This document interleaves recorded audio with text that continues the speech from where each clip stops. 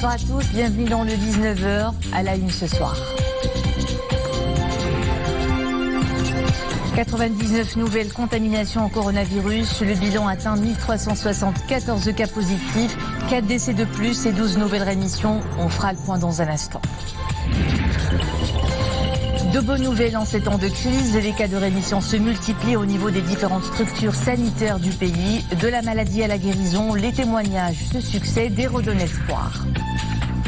Focus dans ce journal sur une mesure barrière de grande importance, le port de masque, une obligation au Maroc depuis 3 jours maintenant, utilité, mode d'emploi et durée de vie.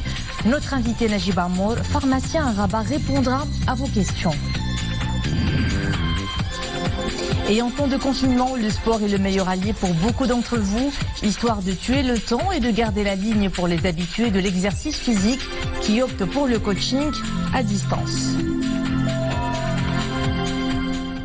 Place d'abord au bilan journalier de la pandémie du coronavirus. Les derniers chiffres font état de 1374 cas positifs, soit 99 nouveaux cas. Le nombre de décès s'établit à 97 cas, avec 4 décès de plus enregistrés ces dernières 24 heures, au moment où le nombre de personnes guéries est de 109, c'est-à-dire 12 nouvelles rémissions. Pour ce qui est de la répartition géographique des cas confirmés Covid-19, elle demeure inchangée. La région Casastat reste en tête avec plus de 25% des cas, suivi de Marrakech-Safi avec plus de 19%, Rabat-Salé-Kénitra plus de 15%, et la région Fès-Meknès avec plus de 12% des cas enregistrés à ce jour. Retenez à présent ce chiffre, 10 millions de dirhams. C'est le budget désormais alloué par le ministère de l'Éducation nationale, de la formation professionnelle, de l'enseignement supérieur et de la recherche scientifique à un programme de soutien à la recherche scientifique multidisciplinaire dans les domaines liés au Covid-19. Les équipes de chercheurs devront notamment présenter des éléments de réponse aux questions relatives à l'analyse de la propagation du virus, de ses différentes dimensions au Maroc, avec les recommandations appropriées pour gérer la période de transition et permettre un retour à la normale. Le combat face à la propagation du Covid-19 est mené de front par tous ceux qui sont en première ligne, comme le personnel soignant qui met les bouchées doubles en ces temps de crise. Partout, les hôpitaux publics sont sur le pied de guerre pour la prise en charge des cas positifs. Pour les cas critiques, c'est surtout les salles de réanimation qui nécessitent le plus grand équipement. C'est le cas du CHU à Vicenne de la capitale qui vient de se doter d'une nouvelle unité de réanimation pour atténuer la pression sur les autres centres hospitaliers de la région. Reportage Houdan Sahel, commentaire Boukar Ben Ghabrit. Hôpital Ibn Sina de Rabat. Une nouvelle unité de réanimation vient renforcer les structures de l'hôpital et augmenter la capacité litière du service de réanimation. Dotée des derniers équipements techniques et technologiques, l'unité de réanimation devrait réduire la pression exercée sur l'hôpital provincial Prince Moulay Abdallah de Salé. Nous avons pu augmenter la capacité litière en matière de réanimation de 30 de lits à presque 80 lits de réanimation qui aujourd'hui sont disponibles pour prendre les malades graves de Covid-19, mais également une capacité litière de presque 230 lits pour prendre les malades qui sont en confinement. Destinée à prendre en charge les formes graves de coronavirus, la capacité litière de cette nouvelle unité de réanimation s'ajoute à celle déjà existante avec également le renfort du personnel médical. On est quand même soutenu par une équipe multidisciplinaire faisant intervenir aussi bien des spécialistes de réanimation que d'autres disciplines. Alors un accent doit être mis sur la protection des patients et des soignants. Donc à ce registre-là, il faut noter que ces salles sont équipées au mieux pour essayer d'extraire l'air, pour diminuer les contaminations croisées. Et évidemment, le personnel soignant a comme consigne évidemment d'appliquer tout ce qui est recommandé par les sociétés savantes en termes de port d'équipements de protection individuelle, là aussi pour diminuer les contaminations et des soignants et du personnel et des patients. Le Maroc compte doubler sa capacité clinique de réanimation. Celle-ci passera de 1640 lits à environ 3000 lits suite à l'acquisition par le Royaume d'un nombre important d'appareils de respiration artificielle. Les cas de rémission au niveau des différentes structures hospitalières du Royaume nourrissent l'espoir des patients totalement guéris après leur prise en charge par un personnel soignant mobilisé à toute heure, 7/7. Regardez ces images pleines d'émotion et de gratitude dans ce reportage de Zakaria Moukinbillah. C'est le premier cas guéri de l'infection au coronavirus à Bni Mellal. Cette patiente peut enfin retrouver les siens après les tests médicaux et cliniques qui ont confirmé sa guérison totale suite aux efforts consentis par le staff médical de l'hôpital régional de la ville. Elle s'ajoute à d'autres cas de guérison enregistrés dans les autres hôpitaux de la région Bni Mellal Khnifra.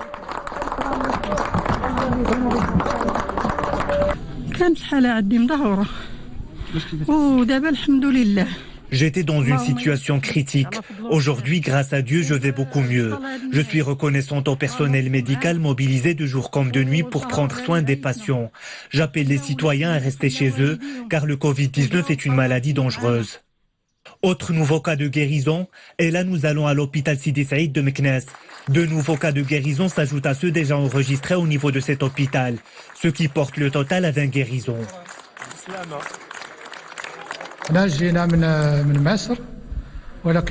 On s'est rendu compte de l'infection au coronavirus après notre retour d'Égypte. Au début, on n'avait pas de symptômes. Après des tests médicaux, il s'est avéré qu'on était infecté. L'hospitalisation a alors commencé. Les soins prodigués à l'hôpital sont soutenus et de qualité. Tout le personnel a fait de son mieux pour nous aider à guérir.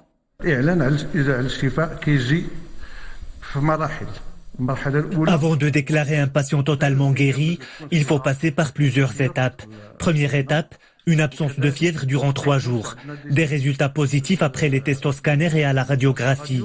Deuxième étape, le premier test sanguin doit s'avérer négatif. Et après 24 heures, on effectue le deuxième prélèvement qui doit être aussi négatif. C'est alors qu'on peut déclarer le patient guéri et qu'il peut quitter l'hôpital. À l'hôpital Sani Termal à Tétouan, un deuxième cas de guérison du Covid-19 est enregistré au niveau de la ville. Après plusieurs jours d'attente, la bonne nouvelle de la rémission de ce patient est enfin confirmée par le staff médical.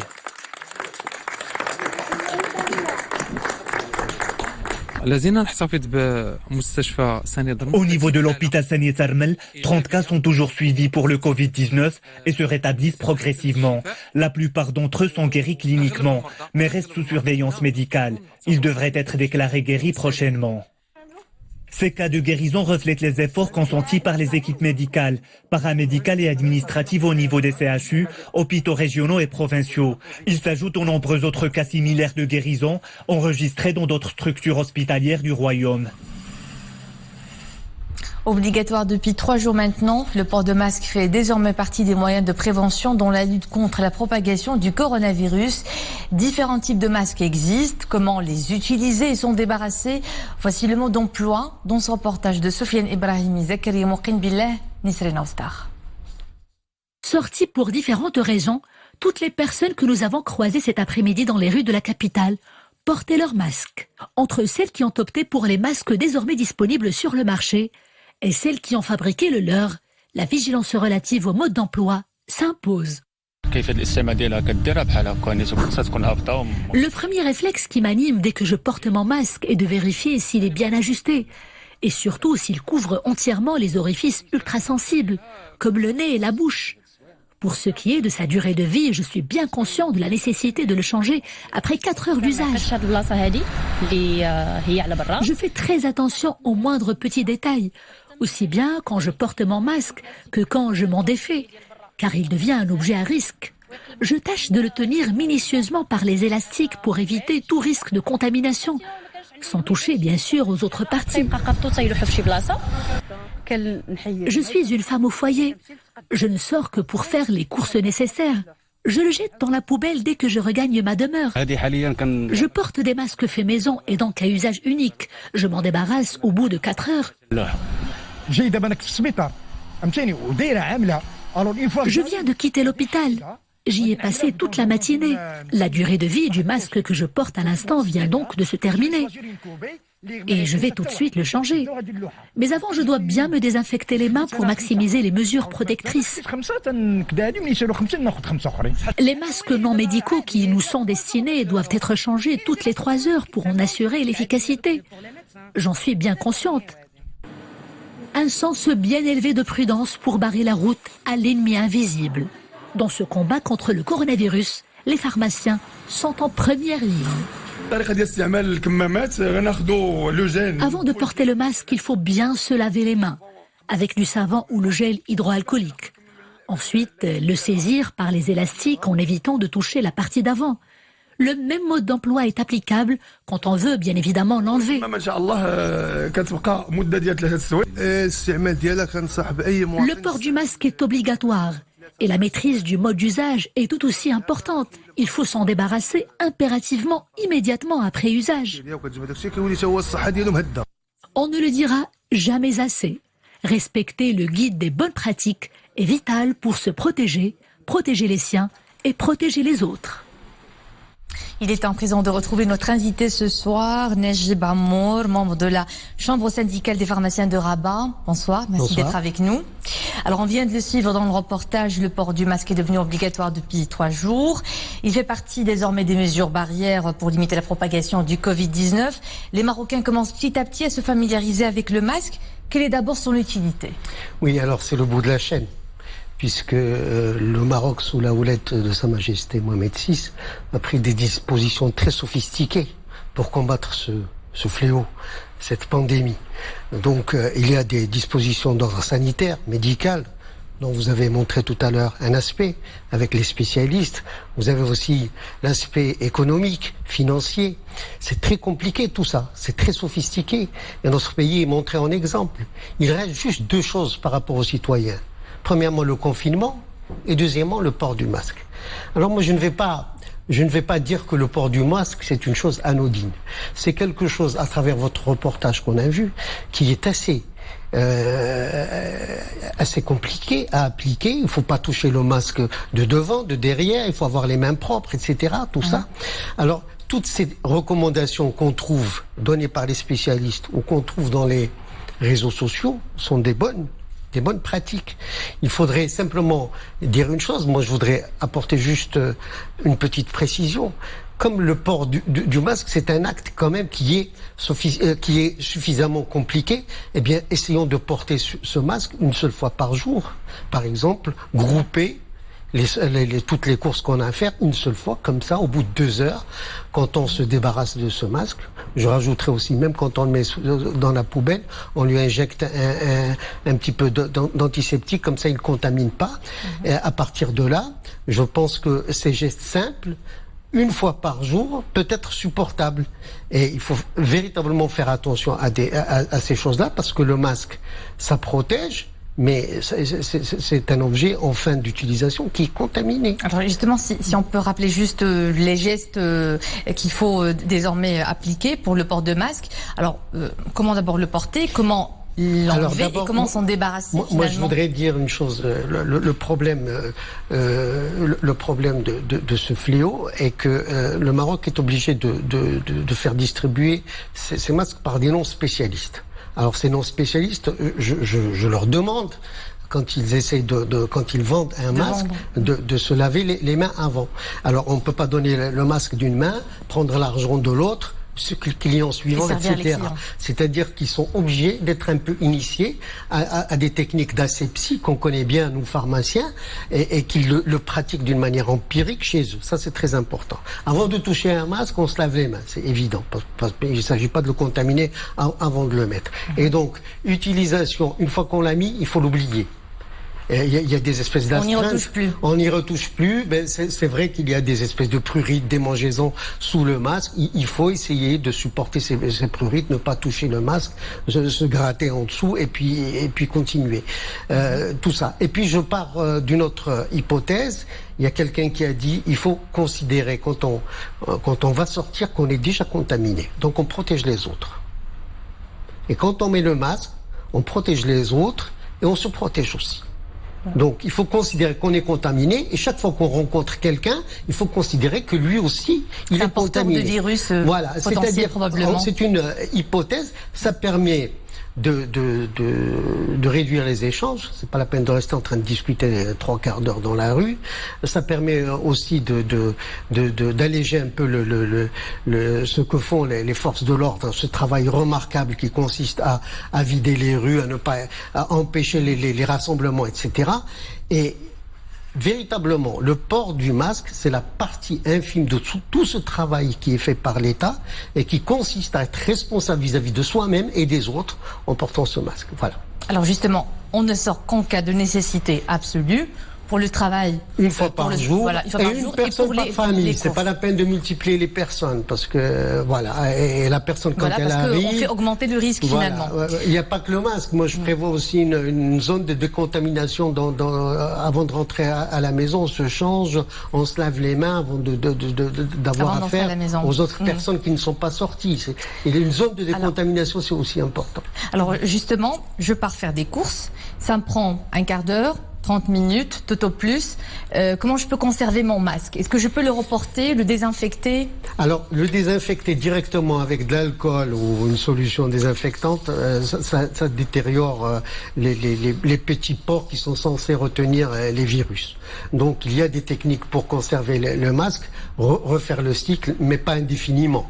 7-8 fois, c'est tout. C'est-à-dire, on peut prendre le masque et le stériliser, le mettre à 70 degrés dans un four pendant une demi-heure, c'est une bonne technique. Si des gens ont des stérilisateurs UV, ils peuvent utiliser ça, mais il faut bien dire une chose, il faut prendre des précautions. Si vous mettez le masque à 70 degrés dans votre four, quand vous enlevez le masque, vous mettez le fer à 200 degrés pour décontaminer le four pour qu'il redevienne... Donc ce sont des techniques d'économie, c'est comme les foulards qu'on utilise quand on n'a pas de masque, ça aussi... tout est bien, tout est meilleur que rien.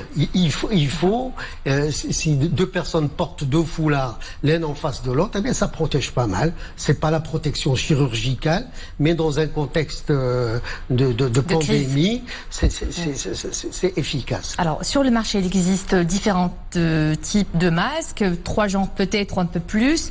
Est-ce que vous pouvez nous les exposer brièvement et nous parler du degré de leur protection? Donc les masques chirurgicaux, FFP2, donc on a envie d'en savoir un peu plus. Alors dans l'urgence, je pense que le Maroc ne produit pas des masques qui répondent aux standards des chirurgiens, etc. C'est important, il faut que tout le monde porte ces masques. Ils ont un degré de protection important. Il y a un cahier de charge avant de fabriquer ces masques qui font que ces masques ont un pouvoir réel de protection.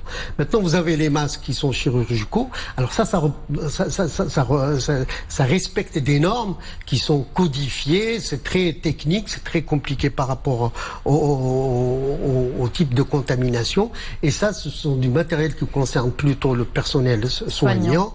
Et il y a quelque chose de très important, c'est que ce genre de masque pour personnel soignant, bien, c'est des masques qui sont faits pour épouser bien la forme du visage, pour qu'il ne puisse pas y avoir, parce qu'ils sont en contact avec des malades directement contaminés, pour qu'il y ait efficacité donc dans la prévention de cette infection. Et les masques, dans les pays qui les ont utilisés à 100%, ont donné leurs preuves, que ce soit en Tchéquie ou en Corée du Sud, ils ont donné leurs preuves et on a pu contenir l'épidémie d'une manière efficace. D'accord. Merci, Monsieur Najib Amour, pharmacien, membre de la Chambre syndicale des pharmaciens de Rabat. Merci encore une fois d'avoir répondu à notre invitation et à nos questions. Merci. On enchaîne avec ce démenti de l'Espagne au sujet de l'information relayée par certains médias selon laquelle les autorités espagnoles auraient réquisitionné des médicaments exportés vers le Maroc. Une information infondée tient à souligner la représentation diplomatique espagnole au Maroc dans un communiqué. Le coronavirus n'arrête pas les amateurs du sport. Certes, les salles de fitness et clubs de sport ont baissé le rideau, mais les séances d'entraînement continuent à distance sur les plateformes digitales tenues par des coachs professionnels. Même en temps de confinement, il n'est surtout pas question de se sédentariser pour beaucoup d'entre vous. Reportage Monia Marouche. L'heure du rendez-vous a sonné. Hicham, coach sportif, regagne vite sa salle virtuelle pour retrouver ses abonnés. Il installe son matériel, tout est fin prêt. Et c'est parti pour 1 heure d'exercice physique. Allez, maintenant, حاولوا rapide. J'anime 3 fois par semaine une séance d'1 heure pour les abonnés de la salle et pour ceux qui me suivent sur les réseaux sociaux. Cela leur permet de maintenir la forme en cette période de confinement. Myriam, une de ses abonnées, ne manque pour rien au monde ce rendez-vous. Le sport est pour elle la meilleure façon de vaincre l'ennui et de maintenir le moral au beau fixe. Visiblement, tous les moyens sont bons pour transpirer. À travers cette séance virtuelle, je pratique le sport normalement, comme si j'étais dans la salle. Le coach est là, il me guide, il me donne des remarques et évalue ma prestation. C'est presque dans la même ambiance et avec la même vigueur que je m'entraîne. La seule différence, c'est que la séance se déroule virtuellement.